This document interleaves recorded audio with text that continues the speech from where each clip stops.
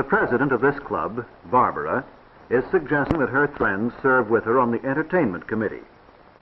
The first social event of their season is a mother-daughter tea. June is willing but shy. Corinne is bored, very bored. However, Barbara knows that in spite of what they say or how they act, they are not eager to give a tea because they aren't sure of how they should dress or how they should behave. Barbara isn't finding much enthusiasm, but at least the girls are agreeing to divide up the work of preparing for the tea. After all, women have been serving tea to their friends for a long, long time, and there is no reason why the girls shouldn't learn how. A tea is only a formal way of entertaining and showing respect to others. Etiquette itself is simply the way one polite person shows consideration for another. June's share of preparing for the tea is the making out of invitations, but she is running into problems and would welcome a little help. Barbara is sympathetic because she has gone through the experience and knows the questions that are troubling June. Corinne covers up her not knowing about invitations by pretending that she thinks teas are dull and beneath her.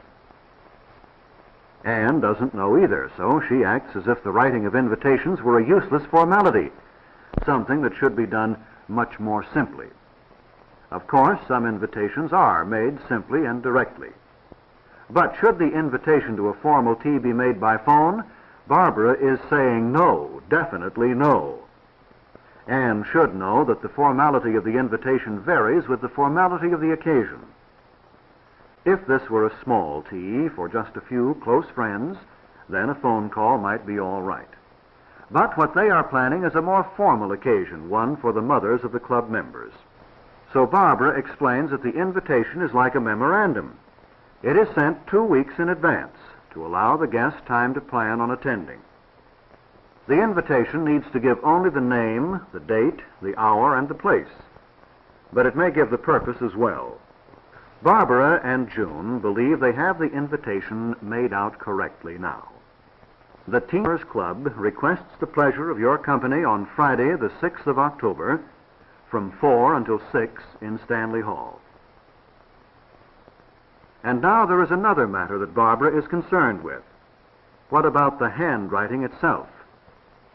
Would anyone be flattered to receive an invitation as messy as this? Anne can write clearly and evenly, and she should, so that her handwriting can be read easily. This is all that is required of her. A handwritten invitation is meant to be a friendly and personal message. The handwriting shouldn't be childish or affected or badly spaced. It should be neat and well-mannered. The writing doesn't have to be perfect or an imitation of an engraved card. But as a matter of courtesy, the person who receives it should be able to read it easily. Anyway, Barbara is making the girls learn the basic ideas, that the invitation should be as formal as the occasion will be. The basic ideas are really quite simple. The invitations have been sent out and the replies are beginning to come back. But still, there is no real enthusiasm for giving the tea. Barbara wishes they could see that they haven't any enthusiasm because they think the party won't be any fun. They think these parties are involved and stuffy only because they don't know about them. She insists that if they don't learn the etiquette of attending teas, they can never enjoy them. And if they never go to teas, they will be missing a very enjoyable way of meeting friends and making new ones. The etiquette is easy to learn if they will just pay a little attention to it. For instance, the replies to their invitations. Do they know how a reply should be made correctly? Mrs. Samuel Otis Brown accepts with pleasure the kind invitation of the Teen Timers Club on Friday, the 6th of October in Stanley Hall, 367 Cecil Avenue. Again, the who, what, where, when of the invitation. Again, it is simple and sensible and not nearly as stiff as it first seems. Apparently, Corinne thinks that there is one part of the tea that she will enjoy, the formal dress. However, June and Anne think she is overdoing it. And definitely, so does Barbara. A tea is formal, yes, and it requires formal dress, yes. But formal dress must be in good taste. In the first place, Corinne will be acting as a hostess, not a guest. She will not be wearing a coat, let alone a fur coat. She will not be carrying a bag. Corinne argues that she ought to be allowed to wear whatever she thinks is becoming to her. But June and Anne think she would look silly trying to serve tea to guests in an ensemble as elaborate as that. Even if Corinne supposed that she were a guest, and if she were going to an extremely formal tea, she would still be far overdressed. Good taste in dress depends more on line and color than on richness or ornamentation. Moreover, in acting as a hostess, Corinne will dress quite simply. No gloves, and certainly not the long white gloves which are intended for formal evening wear. Jewelry should not be overdone. Hats are worn only by the guests. There is nothing at all wrong in Corinne's wanting to dress formally, but she must learn what is in good taste. Barbara changes the subject to ask Corinne what she is planning as entertainment for the tea. Corinne confesses that she hasn't even thought of it. Anne's suggestion of a basketball game is vetoed. Corinne has suggested dramatic readings. She, of course, would do the acting, something like the sample she is offering. But Barbara and June seem to believe that Corinne's acting might not be as entertaining as she thinks. Anne interrupts to show her idea of what would be a simple way of dressing for the tea. The dirndl is simple and colorful, but as the others agree, it lacks dignity. Corinne carried the idea of formal dress to one extreme, Anne is going to the other. Barbara is trying to explain that etiquette, choosing the correct dress for each occasion, doesn't require a large or expensive wardrobe. Good taste doesn't require a great deal of money. But etiquette and taste must be learned. The dresses they'll wear as hostesses will be formal but simple. While serving tea, they will not want to be encumbered with gloves, hats, heavy ornaments, or corsages. The requirements of etiquette are only sensible, and good taste requires that each person choose clothes which will set off his personality to best advantage. That's only sensible, too. Anne's wanting to wear her tailored suit is wrong for her as a hostess, although it would be all right for a guest. Moreover, the lines of a tailored suit are wrong for her figure and make her look heavier. Since the girls are so uncertain of what is correct and in good taste, Barbara suggests that they try putting on a style show as the entertainment for the tea. It would interest everyone, old and young. Or would they prefer a musical, films, book reviews? Suddenly, another question rises. Should the type of entertainment have been mentioned on the invitation? Barbara has to admit she doesn't know. Actually, her invitation was correct. Anne tries practicing at home. She has at last admitted to herself that she has much to learn. She knows she is bungling even though she is trying hard. But she isn't sure of anything. Where the teapot should be placed, where the cup should be, or the spoons and plates, how the lemon or cream and sugar are offered. These are details, but they make all the difference between being graceful and being awkward. Corinne and June are intrigued, and they're sympathetic with Anne because these same problems have been bothering them. As for the pouring, that is simple. Everything is placed where it can be reached easily. Then one pours in a way that is efficient but also develops graceful habits.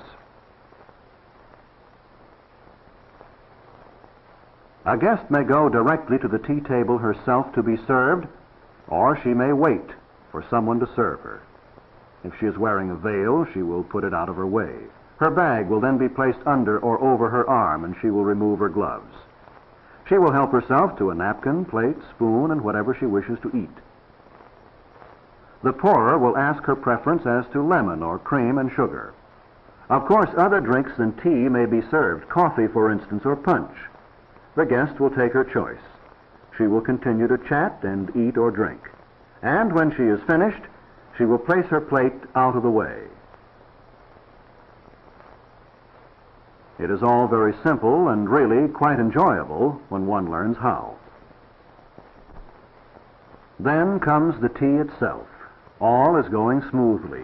The guests are being received, and Barbara hopes the girls will find the tea to be fun. Anne is meeting in the guest of honor someone like herself. That's right, she should not be chewing gum. There's one mistake for Anne, but she's not letting it trouble her.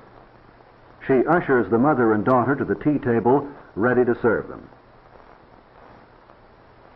So far, there have been no difficulties in the making and receiving of introductions, and Barbara hopes her girls will do well, even though she didn't drill them. They should know the fundamentals of waiting to be introduced, of introducing a younger person to an older one, of shaking hands only when the person to whom you are introduced offers a hand. June is doing very well, but Anne is inclined to be athletic in her handshake. Corinne, too theatrical. However, improvements in the girls' manners will depend on their seeing the need for improvement. And they will see the need when they realize that etiquette is primarily the means by which one shows his respect and consideration for another. A party is essentially a way of showing friendliness. It is the friendliness, respect, and consideration that count, that are really enjoyable. The tea party could be larger or smaller, more formal or less. The service could be elaborate or very simple, and still the most important thing would be the real sociability behind it. Anne, for instance, has no difficulty in getting along with her school friends. She knows what they consider friendliness, and so she knows how to act toward them. Soon, perhaps, she will be at ease with any group of people.